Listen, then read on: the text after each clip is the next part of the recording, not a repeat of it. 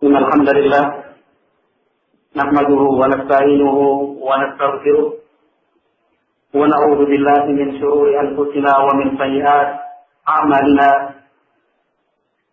من يهده الله فلا مضل له ومن يضلل فلا هادي له أشهد أن لا إله إلا الله وحده لا شريك له وأشهد أن محمدا عبده ورسوله صلى الله عليه وعلى آله وأصحابه ومن تبعهم بإحسان إلى يوم القيامة.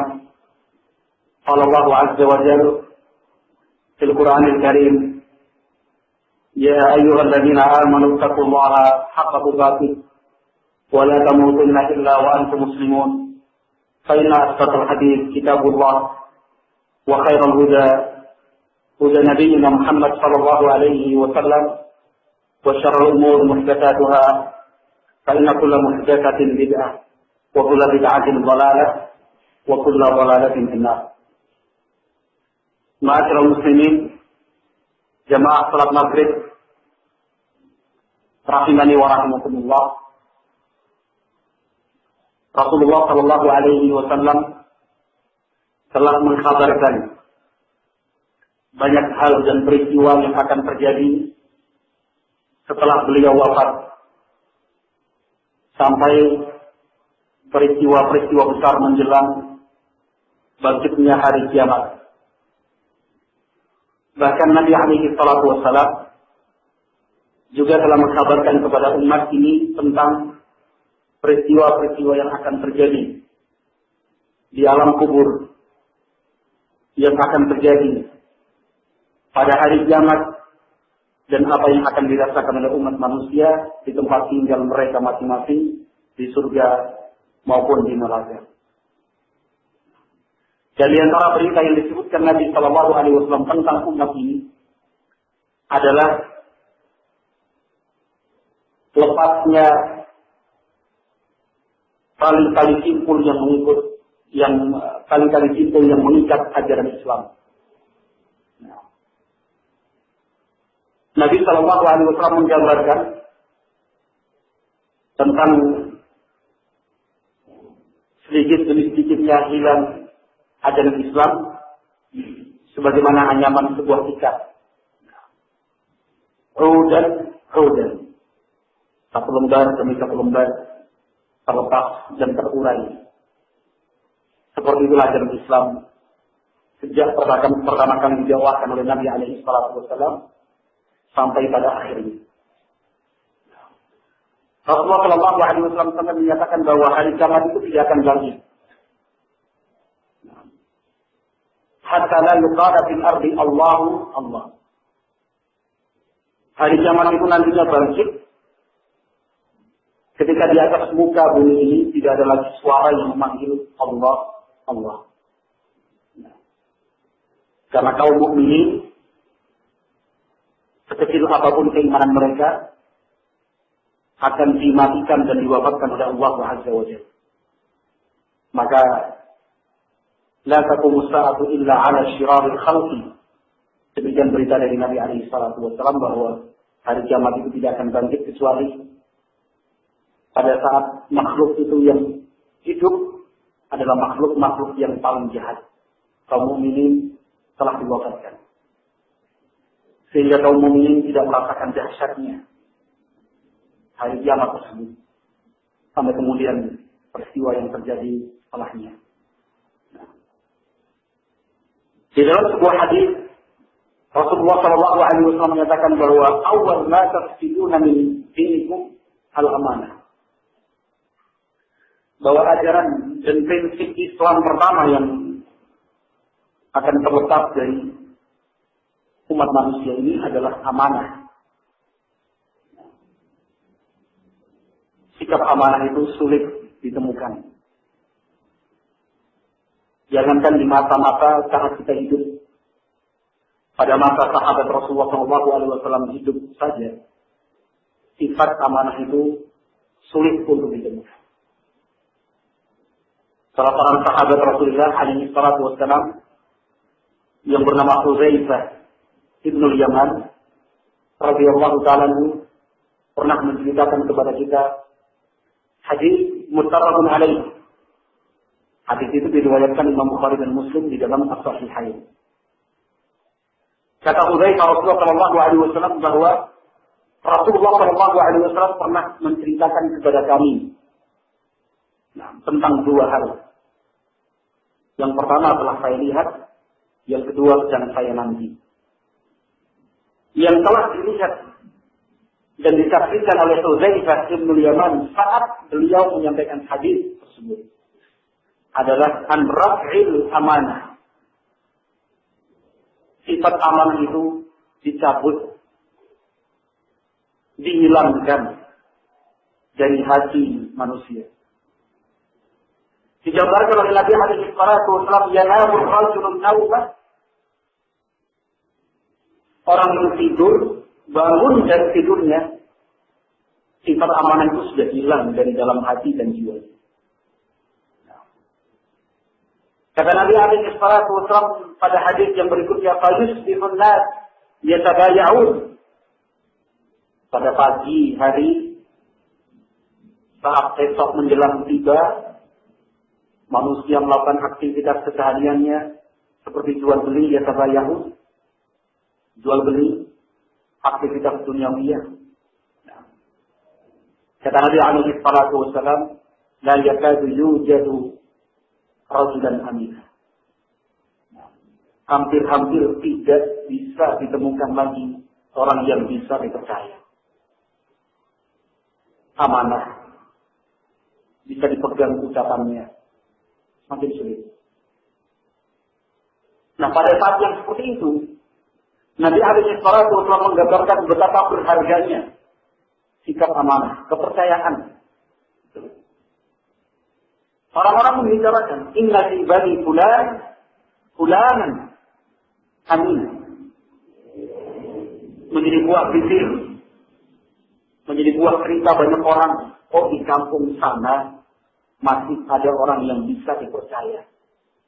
Karena sulit menemukan orang yang bisa dipercaya. Ada berita satu saja dipercaya itu langsung menyebar ke sana dan kemari. Oh, ternyata masih ada orang yang bisa dipercaya. Amanah. Padahal kata Nabi alaihi salatu wassalam, orang itu sendiri yang menjadi buah bibir, yang dianggap dan dinilai bisa dipercaya, ternyata dia minta jaringan. Dia pun ternyata termasuk orang yang paling jahat. Nah, ini gambaran dari Rasulullah SAW. Memang sifat dan sikap amanah bisa dipercaya itu semakin sulit untuk diungkap. Nah, pada ma'asyiral muslimin jamaah salat maghrib yang dimuliakan dan dirahmati Allah Azza wa Jalla, entah satu banding berapa. Nah. Tetapi Rasulullah SAW juga telah mengkabarkan bahwa nanti pada hari kiamat, dari 1000 anak keturunan Nabi Adam alaihi salatu wasallam, hanya satu dari mereka yang selamat dan masuk dalam surga. Dari 1000 hanya satu yang masuk dalam surga. Memang orang-orang baik itu di setiap waktu dan zaman sangat sedikit kecil persentasenya dibandingkan jumlah akumulasi secara total jiwa manusia yang ada saat itu. Maka wajar apabila Nabi alaihi salatu wasallam menyatakan di dalam hadisnya yang sahih, "Bada al-Islamu ghariban wa sayaudu ghariban kama bada fatubal ghuraba." Islam itu mulai dan datang pertama kali dalam keadaan terasing, dan nanti suatu saat akan kembali terasing lagi. Fatubal ghuraba, berbahagialah orang-orang yang terasing. Lalu saja ada grafik dari bawah naik ke atas sampai pada puncaknya pada masa-masa keumatan Islam. Nah, pada zaman Rasulullah masih hidup Al-Khulafa Ar-Rasyidun. Tetapi kemudian kita melihat sejarah Islam semakin turun. Nah, terus seperti itulah dari perjuangan manusia. Ada saat-saat memulai, ada saat-saat merasakan puncak keberhasilan, tetapi tidak akan mungkin terus-menerus berhasil mempertahankan keberhasilan itu. Nah, mencetak prestasi adalah perkara yang mudah. Yang sulit adalah mempertahankan prestasi. Kan begitu ya. Nah, kita sering dididik untuk memahami hal seperti ini. Agar kita sadar, siap menghadapi segala situasi dan medan. Nah, bahwa untuk mencetak sebuah prestasi itu perkara yang paling mudah. Prestasi apa sih yang kita inginkan? Gampang mudah. Tapi yang sulit mempertahankan prestasi itu. Istiqomah. Kalau dalam konteks Islam ini. Nah, maka masyarakat muslimin, jemaah salat maghrib yang dimuliakan dan dirahmati Allah Azza wa Jalla, inilah prinsip Islam yang pertama kali terlepas. Nah, terlepas ini bukan berarti kemudian tidak ada dan tidak ditemukan. Ada dan masih ada orang-orang yang bisa dipercaya. Masih ada orang-orang yang memiliki sifat amanah, tetapi perbandingannya sangat kecil dibandingkan mereka yang tidak memiliki sifat amanah. Nah, amanah yang terbesar adalah ibadah lillahi azza wa jalla. Bentuk amanah yang terbesar dan terberat adalah ibadah kita kepada Allah Subhanahu wa taala. Allah berfirman di dalam Al-Qur'an surat Al-Ahzab, "Inna 'aradna al-amanata 'ala as-samawati wal ardi wal jibal fa'abayna an yahmilnaha wa ashfaqna minha wa 'amalaha al-insanu innahu kana zaluman jahula." Melalui ayat ini Allah Subhanahu wa taala menjelaskan, sungguh kami telah menawarkan amanah kepada langit, bumi, dan gunung-gunung. Tetapi mereka semua tidak mampu untuk menerima amanah itu. Mereka menolak amanah tersebut. Wa hamalahal insan. Manusialah yang kemudian menanggung amanah itu. Innahu kana zaluman jahula. Sesungguhnya manusia itu betul-betul jahil dan benar-benar zalim. Artinya masyarakat muslimin melalui ayat ini Allah Subhanahu wa taala mengingatkan kita tentang amanah kita sebagai makhluk, sesuatu yang diciptakan. Allah yang menciptakan kita, maka Allah lah yang mengatur kita. Bukan kita yang menentukan dan bukan pula kita yang mengatur. Kita yang harus tunduk dan taat dengan semua aturan yang telah ditetapkan Allah Azza wa Jalla. Nah, apabila aturan-aturan itu dilanggar, maka tatanan kehidupan umat manusia itu akan rusak dan bergeser. Itu pasti. Nah, itu pasti. Nah, kita bisa melihat pada lingkup yang paling kecil. Apabila aturan itu kemudian tidak diperhatikan dan lalu dilanggar, yang terjadi hanyalah ketimpangan. Nah, tidak kokoh, tidak mapan. Misalkan saja aturan-aturan yang kita buat di dalam keluarga kita. Aturannya begini, begini, begini, begini. Apa jadinya kalau anggota keluarga 1, 2 atau sebagian besar di antara mereka melanggar aturan yang rusak tatanan hidup berkeluarga. Di dalam kita hidup bermasyarakat ada aturan-aturan yang disepakati oleh setiap unsur dan komponen hidup bermasyarakat ini. Aturannya begini, menerima tamu tidak boleh lebih dari jam 10 malam. Menerima tamu pintu harus dibuka. Sebagian masyarakat kan begitu membuat peraturan. Tidak boleh menyetel radio, apapun alasannya, dengan suara yang keras bisa mengganggu tetangga. Tidak boleh memasang atribut-atribut partai di tengah-tengah kampung. Ini kan aturan yang berlaku. Apa jadinya kalau kemudian 1, 2, 3, 4 warga kemudian melanggar aturan-aturan tersebut? Rusak tatanan hidup bermasyarakat. Nah, kalau kita berbicara lebih luas, dan inilah yang paling luas cakupannya. Aturan-aturan yang ditetapkan Allah Azza wa Jalla di dalam kita mengarungi kehidupan dunia ini. Ini dilarang oleh Allah. Ini diperintahkan. Yang diperintahkan jangan ditinggalkan. Yang dilarang jangan dilakukan. Nah, meskipun kadang-kadang kita tidak mengetahui dan memahami apa hikmah di balik itu semua. Kok ini diperintahkan?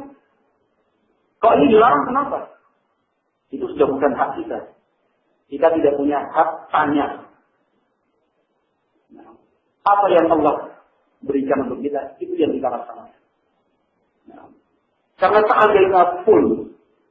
seandainya pun Allah menjelaskan semua hikmah di balik semua ketentuan-ketentuan yang ditetapkannya, belum tentu kita mampu untuk menerima semua itu. Nah, kan banyak orang pinter, saking pinternya kemudian stres. Terlalu banyak menampung informasi. Nah, karena kapasitas otak dan pikiran kita terbatas. Kan begitu ya? Tidak ada orang yang, tidak ada satupun manusia yang memiliki kapasitas pikir yang tanpa batas itu tidak ada satupun ditemukan seperti itu. Tapi ada batasnya. Minimal ketika dia mulai memasuki usia senja. Nah, sebelum usia malam itu usia mati kan begitu. Ya, orang bilang tua itu masuk usia senja. Karena sebentar lagi malam itu artinya sudah gelap di alam kubur. Minimal seperti itu terus kapasitas otak dan kepintaran manusia akan berakhir juga. Nah, maka tugas kita adalah melaksanakan. Allah Subhanahu wa taala berfirman dalam Al-Qur'an, "La yus'alu 'amma yaf'alu wa hum yus'alun." Allah tidak ditanya tentang apa yang diperbuatnya, tetapi manusialah yang akan ditanya tentang apa yang telah mereka perbuat di dunia. Ini prinsip yang diajarkan Allah Azza wa Jalla. Ma'asyiral muslimin, jemaah salat maghrib yang dimuliakan dan dirahmati Allah Azza wa Jalla. Maka di antara aturan-aturan yang ditetapkan Allah Subhanahu wa taala adalah agar kita menjaga sikap amanah. Dan amanah yang terbesar itu adalah ibadah kepada Allah Azza wa Jalla, tunduk dan taat dengan aturan-aturan tersebut. Nah, kemudian bentuk amanah lain adalah amanatul maliyah. Amanah dalam bentuk harta. Nah, amanah dalam bentuk harta. Kalau yang pertama tadi amanah dalam bentuk agama, ibadah. Maka yang berikutnya adalah amanah dalam bentuk harta maliyah. Nah, dan kita sudah menyaksikan sendiri betapa amanah itu sudah benar-benar dicabut untuk mencari dan mengumpulkan harta dari jalan yang halal. Memanfaatkan dan mempergunakan harta itu untuk hal-hal yang halal. Ini bagian dari amanah yang dituntut dari diri kita di dalam mengelola harta. Dunia dan seisinya ini diciptakan Allah Azza wa Jalla agar bisa dimanfaatkan oleh umat manusia. Tetapi harus dijaga dan dirawat. Sama halnya kalau kita memberikan sebuah hadiah pada anak kita, barang yang mahal, tidak mungkin kita sudah memberikan nih, pakai. Pasti akan disertai pesan-pesan kan, dijaga, jangan sampai rusak, rajin-rajin dibersihkan ya. Jangan sembarang diletakkan di segala tempat. Ini tidak boleh terkena ini, kan begitu. Ada aturannya, itu amanah. Demikian juga dunia dan seisinya ini Allah berikan untuk kita, tapi dengan aturan-aturannya. Tidak boleh begini, tidak boleh begitu. Nah, untuk mendapatkannya, memanfaatkannya, itu sudah dibuat aturan oleh Allah Azza wa Jalla. Maka salah satu pertanyaan yang harus kita jawab nanti pada hari kiamat adalah wa amalihi min aina katabahu wa bima anfaqahu, hadis Abi Barzah Al-Aslami riwayat At-Tirmidzi. Kata Nabi alaihi salatu wasallam, di antara pertanyaan hari kiamat nanti yang harus dijawab oleh masing-masing kita adalah tentang harta yang kita punya. Dari mana kita peroleh harta itu dan untuk apa digunakan harta tersebut. Nah, karena itu adalah amanah dari Allah Subhanahu wa taala. Nah, maka kita tidak terlalu heran apabila kemudian mendengar pelanggaran-pelanggaran amanah dalam bentuk harta. Kasus pencurian. Ya. Itu karena dia tidak memiliki amanah untuk mengelola harta. Dia cari harta itu dari jalan yang haram. Perampokan, jambret, copet, penipuan. Dan semakin hari, nah, inovasi tidak berhenti untuk penipuan ini. Dan para penipu itu memanfaatkan sifat tamaknya manusia. Dapat mobil sedan. Kan gitu. Ini memanfaatkan sifat tamak manusia. Kita ini manusia Diakui maupun tidak, sama kan. Tolak itu tidak pernah berhenti untuk memiliki. Ingat terus gitu. Itu manusiawi. Siapapun begitu. Tetapi yang terpuji ketika dia bisa menahan, kan gitu. Tidak terbawa, ada batasan-batasannya yang membendung keinginan itu. Nah, saya pun mengakui punya sifat tamak seperti itu. Nah, kalau dikasih harta, siapa yang tidak mau? Kan begitu. Apalagi gampang dan mudah. Tetapi yang terpuji ketika kita berusaha untuk membendung. Jangan berlebihan, jangan cukup. Kan begitu. Kalau tidak dibendung, banjir nantinya. Nah, sifat tamak manusia ini ternyata dimanfaatkan sebaik-baiknya oleh para penipu. Nah, dengan teknologi yang serba murah saat ini, cukup telepon, SMS, dan sudah penipuan pulsa, penipuan rekening. Kalau beberapa waktu yang lalu adalah penipuan pulsa, tolong kirim pulsa, bapak lagi di kantor polisi, cepat. Dan, kalau sekarang lain lagi, yang sering beredar adalah kirim saja uangnya ke rekening ini, nomor ini, atas nama ini. Tertanda Dewi Rahayu. Apa Dewi Rahayu? Istrinya cemburu. Apa nih mas? Perempuan mana ini kau sudah minta uang seperti ini? Nah, cekcok rumah tangga. Padahal suaminya adalah suami yang jujurnya luar biasa. Nah, poligami aja nggak terpikir sama dia. Tiba-tiba dapat SMS itu istrinya sudah cemburunya bukan main. Sopo itu, aku. Padahal kan wajar ya, tidak seperti itu kan? Nggak tahu. Tetapi subhanallah dari 1000 SMS, 2000 SMS, pasti ada yang kena juga yang menjadi korban. Nah, monggo tanya ke pihak polsek, Pak, bulan ini kasus penipuan berapa Pak? Pasti dijawab, mas, sampai kesel mas dengan ini. Masyarakat menuntut yang tiap masyarakat yang datang ke polisi menuntutnya, ini harus ditemukan Pak, penipunya Pak. Ini uang kami sudah 10 juta. Ya polisi mau ngejar di mana mereka juga terbatas. Personelnya juga terbatas. Nah, apalagi kalau seperti kasus kerusuhan terjadi gantikan kemarin, semua polisi mengeblek di lapangan. Urusinya ini sudah nggak bisa kesempatan lagi. Keharusan personel. Ini tidak amanah. Nabi sudah mengkabarkannya. Kita tidak perlu kaget. Nah, tetapi yang kita kerjakan adalah membentengi diri kita sendiri agar tidak terjatuh dalam sikap-sikap semacam itu. Demikian juga kita mengajak semaksimal mungkin yang bisa kita lakukan. Orang-orang yang dekat dengan kita, keluarga kita, teman, sahabat, dan tetangga kita. Nah, penipuan, perampokan, korupsi juga seperti itu. Mendapatkan amanah dalam bentuk harta, luar biasa puluhan triliun. Ya minimalnya 3 juta, 4 juta. Minimal itu. Nah, triliunan miliaran. Harta itu harta milik siapa? Harta milik dia? Tidak. Tapi kan bisa di-markup. Dibuat-buat.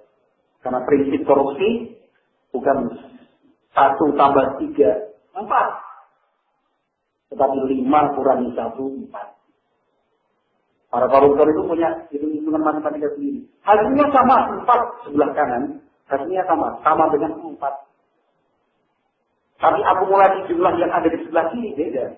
Antara 1 plus 3 sama dengan 4 kan gitu. Ini orang yang jujur. 1 tambah 3, 4. Yang nggak jujur, 5 kurangi 1 sama dengan 4. Atau 6 kurangi 2 sama dengan 4. Hasilnya adalah sama yang sebelah kanan. Tapi sebelah kiri, kalau 5 kurangi 1 jadi 6. Iya kan? 5 kurangi 1. Sebenarnya 6. Kan begitu ya? Paham nggak? Kalau nggak paham, memang nggak cocok jadi koruptor. Memang dari fitrahnya sudah baik, insya Allah. Tapi seperti itulah rumusnya para koruptor. Yang penting hasil akhirnya. Nah, akuntan publiknya sudah dibayar, selesai. Apa yang mau dipercaya lagi? Kita kan sudah merasakan seperti itu kaum muslimin.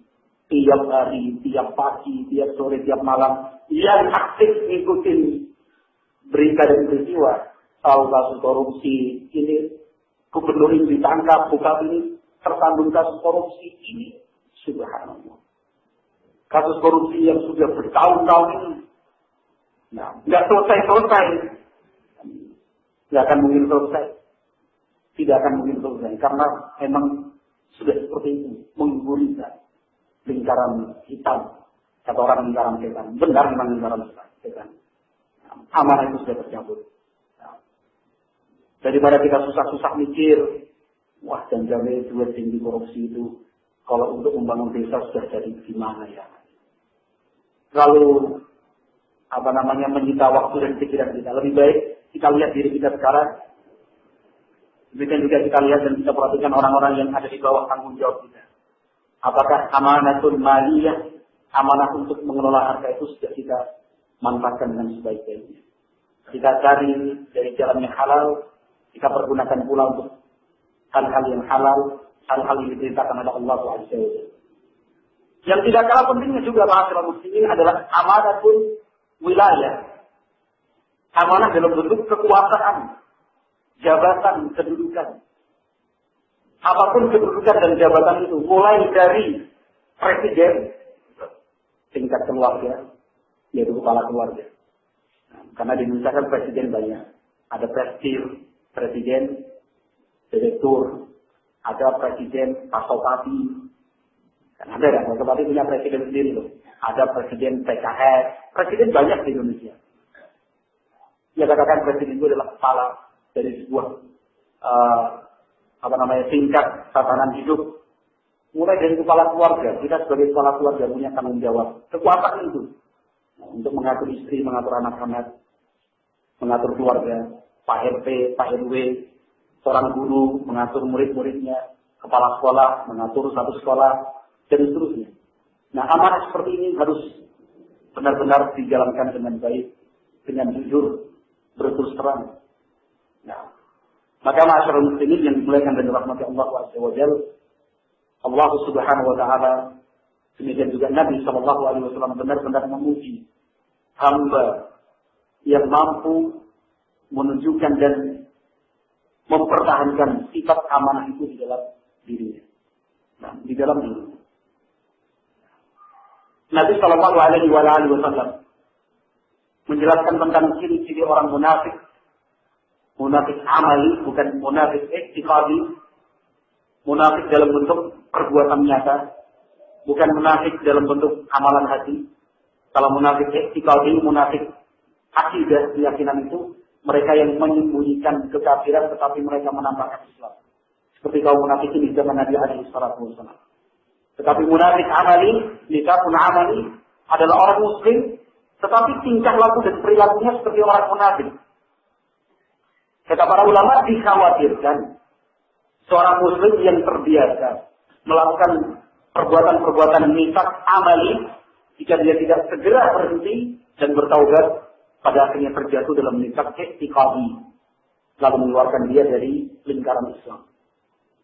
Di dalam hadis Abi Hurairah radhiyallahu ta'ala anhu, Nabi sallallahu alaihi wasallam menyatakan, ayatul munafiqi salatun, idza haddatsa kadzaba, wa idza wa'ada akhlafa, wa idza tumina khana. Tanda orang munafik itu ada 3. Berbicara, dia berdusta. Berjanji, dia ingkari. Kalau mendapatkan amanah, dia khianati. Maka dosa terbesar di dalam kita hidup, berinteraksi dan bermuamalah adalah dosa khianat. Nah, adalah dosa khianat. Sesuatu yang paling dibenci. Bahkan orang yang senang berkhianat sekalipun dia tidak ingin dikhianati. Orang yang punya sifat khianat, dia sendiri tidak mau dan tidak senang bila dikhianati. Tetapi 3 ciri munafik ini ternyata tumbuh subur. Tumbuh subur. Mudah-mudahan ketiga ciri ini tidak ada pada diri kita. Berbicara tapi dusta. Nah, kita menyatakan, oh, terjadi seperti ini. Si fulan melakukan perbuatan ini. Ternyata fil waqi' pada kenyataannya tidak ada kejadian seperti itu. Si fulan tidak melakukan perbuatan itu. Lalu kita berusaha untuk membentengi dan melindungi diri dengan berbagai alasan dicari. Oh, saya juga dapatnya dari si fulan kok. Ini sudah terjatuh dalam perbuatan dusta. Tidak bisa dia mengatakan berarti si fulan kan yang bohong. Dia kok yang cerita pertama. Saya nggak bohong, saya cuma sama. Alasan yang dibuat-buat. Maka ketika kita berbicara menyampaikan sesuatu harus berdasarkan data yang kuat, data yang akurat, sehingga kita tidak terjatuh dalam perbuatan dusta. Nah, jangan sampai berita yang telah kita sampaikan ternyata membuat dan menggeser atau merubah pendapat tentang sikap orang lain. Semula baik dengan berita yang kita sampaikan, akhirnya sikapnya tidak baik. Awalnya sikap dia bersahabat, tetapi karena berita yang kita bawakan tidak tepat, akhirnya menjadi berubah sikap, memusuhi dan membenci. Itu sering terjadi. Padahal kalau ditarik garis lurus, ternyata hal itu tidak sesuai yang diberitakan. Buat dia begitu. Nah. Kata Nabi alaihi salatu wasallam, wa idza wa'ada akhlafa, kalau dia berjanji, dia ingkari. Oh iya toh. Oh, kapan dia ngomongnya ya? Kan gitu. Bla padahal sudah janji ini. Sudah janji. Besok ya. Seminggu lagi. Pas pada hari H ditunggu-tunggu nggak datang. Diingatkan. Aku ngomongin kapan toh? Padahal sudah sadar dia, oh ya. Cuman berusaha untuk meringankan hukuman dari seorang sahabat. Kapan kamu ngomong kapan dia kira menjadi pas kapan? Oh, gayanya gitu. Padahal dari awal sudah ingat kan gitu, ingat sebenarnya. Tapi gayanya orang itu, oh iya, aku ronjol, aku ahli, itu gitu misalnya. Padahal dari awal sudah, jangan-jangan sudah mudah sudah paham. Apa sih sebenarnya bilang, oh iya, mohon maaf. Tapi sebenarnya orang itu bisa dinilai dari kebiasaan. Orang yang memang berusaha untuk tepat janji, dia akan berusaha sekuat tenaga untuk melaksanakan janji tersebut. Nah, kan tidak mungkin orang itu selalu beralasan lupa kan gitu. Nggak mungkin, itu berarti dia bohong. Setiap kali berjanji alasannya lupa kali, sibuk ini dan itu. Nah, ada sebagian orang awam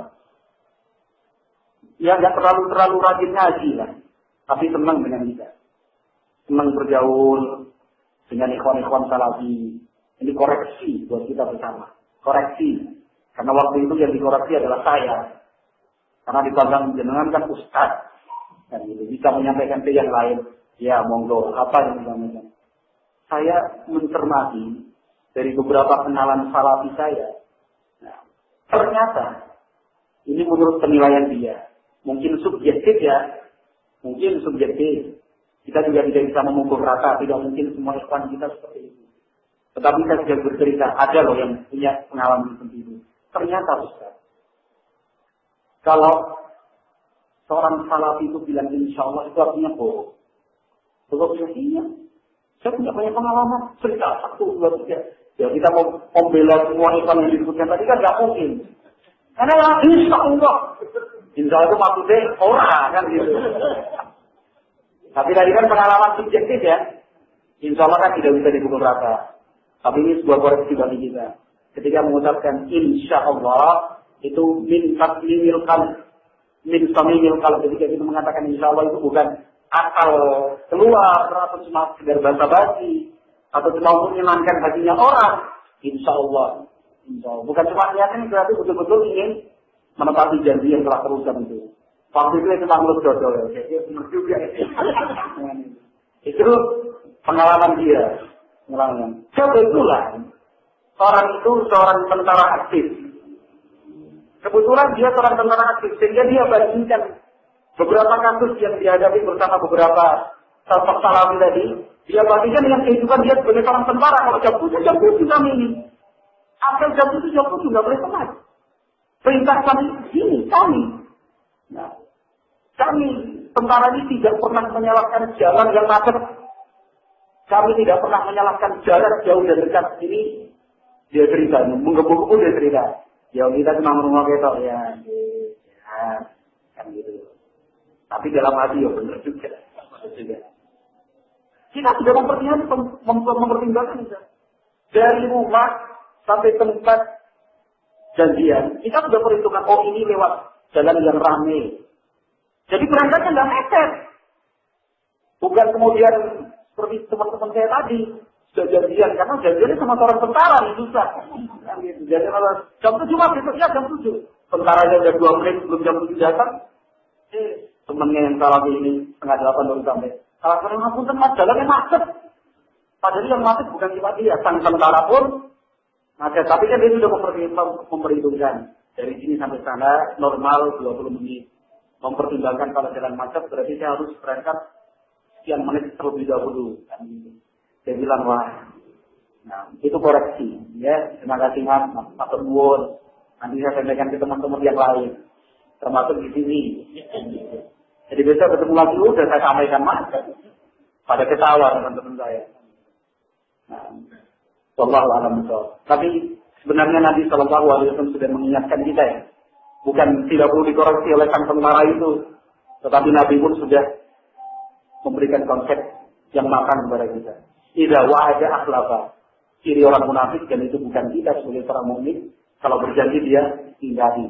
Nah, kemudian yang ketiga kata Nabi alaihi salatu wasallam kalau mendapatkan amanah, dia khianati amanah tersebut. Dia khianati amanah tersebut. Mudah-mudahan ada pun amanah sudah kita bahas pada awal-awal pertemuan tadi. Wallahu a'lam bishawab. Nah, mudah-mudahan Allah Azza wa Jalla memudahkan kita untuk selalu jujur di dalam berbicara, selalu tepat di dalam berjanji, karena yang mahal itu adalah kepercayaan. Yang paling mahal itu adalah kepercayaan. Orang di dalam berhubungan bisnis, jual beli, yang paling penting adalah amanah, kepercayaan. Bukan jumlah besarnya barang yang dia minta, tetapi memang sudah dikenal jujur. Dan orang yang punya usaha lalu dikenal jujur, usahanya meskipun mungkin tidak terlalu besar, tapi langgeng juga terus terjaga. Sampai keturunan ke-7 mas sekarang kami buka rumah makan ini. Karena kualitas ayam yang kami berikan itu memang terjaga. Nah, bukan 1 banding 10 ayam, 10 ekor ayam yang kualitasnya bagus, tambahin 1 ekor ayam yang kualitasnya jelek. Nah, lebih bagus saya debat dengan penyedia jasa gilingan untuk membuat bakso daripada saya harus mempertaruhkan kepercayaan pelanggan saya. Lebih bagus saya membayar ganti rugi daripada saya kemudian tidak dipercaya. Nah, ada seorang teman seperti itu. Dia punya usaha travel umrah, berangkat ke Mekah bawa rombongan 50 orang lebih. Padahal dalam klausul perjanjiannya kesepakatan hotelnya bintang 4. Sampai di Mekah, ternyata tim yang berada di sana tidak bisa menemukan bintang 4 karena biayanya kurang.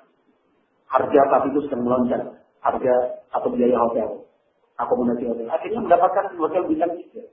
Teman kita yang memang si pemilik, anak dari pemilik travel itu, langsung mengatakan, Bapak dan jamaah tunggu di sini. Beri saya waktu beberapa saat, saya akan carikan hotel bintang 4. Timnya kemudian dimarahi. Ya marah yang wajar. Dia kerja akhirnya dapat bintang 4. Dia pesankan, bookingkan 50 ranjang. Semua jamaah di sana rugi ya. Pertama uang sudah dibayarkan ke hotel bintang 3 tadi yang dipesan oleh tim pertama.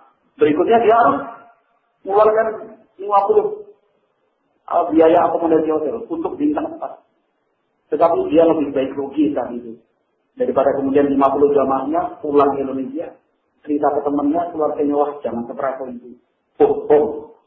Katanya bintang 3 atau cuma katanya bintang 4 atau cuma bintang 3. Maka kita yang punya usaha bisnis kadang-kadang nggak apa-apa lah kita nanggung rugi, asalkan kepercayaan pelanggan bisa dipertahankan. Gitu. Apalagi kalau sudah urusannya agama, persahabatan. Jangan sampai ada satu hal yang kecil, sifatnya remeh, ringan, tapi kemudian justru menggeser dan mengikis kepercayaan di antara kita di dalam bersahabat, bergaul, berteman. Nah, lebih baik itu ditinggalkan. Nah, wallahu a'lam bishawab. Mudah-mudahan bermanfaat dan semoga Allah Subhanahu wa taala memberikan taufik dan hidayahnya untuk kita bersama. Subhanakallahumma wa bihamdik, asyhadu an la ilaha illa anta, astaghfiruka wa atubu ilaik. Wassalamualaikum warahmatullahi wabarakatuh.